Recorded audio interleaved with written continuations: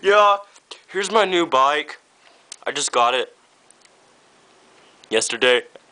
Got a Colony Bloody Oath frame here.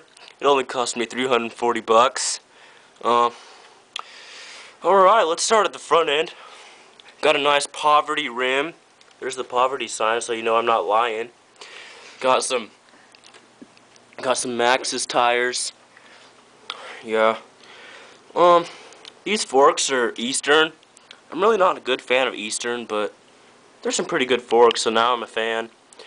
Got a nice, good stolen headset right there. Stolen. I have no idea what these handlebars are. They were on my old bike.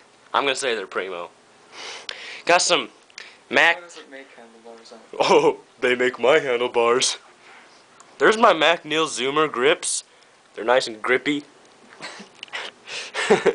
Got a nice Eastern headset in there. Nice, good sealed bearings.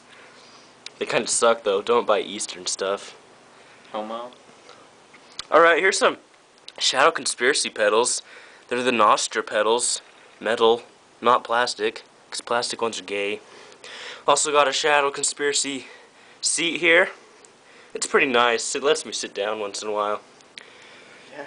Oh, and that crank, that came on my old bike. It's not a brand, I don't think. I think some kid made it in shop class or something. Also got a Shadow Conspiracy sprocket here, 25 tooth. Yeah, with a nice KMC gold chain. This chain hooks up to the Eastern Niner back rim. Sounds pretty good. Also with the Maxxis tire. Well, Maxxis tire back here and up there. Yeah, that's pretty much it. All in all, this bike only cost me about 860 bucks. Pretty cheap if you ask me. Thanks for watching, bros and hoes.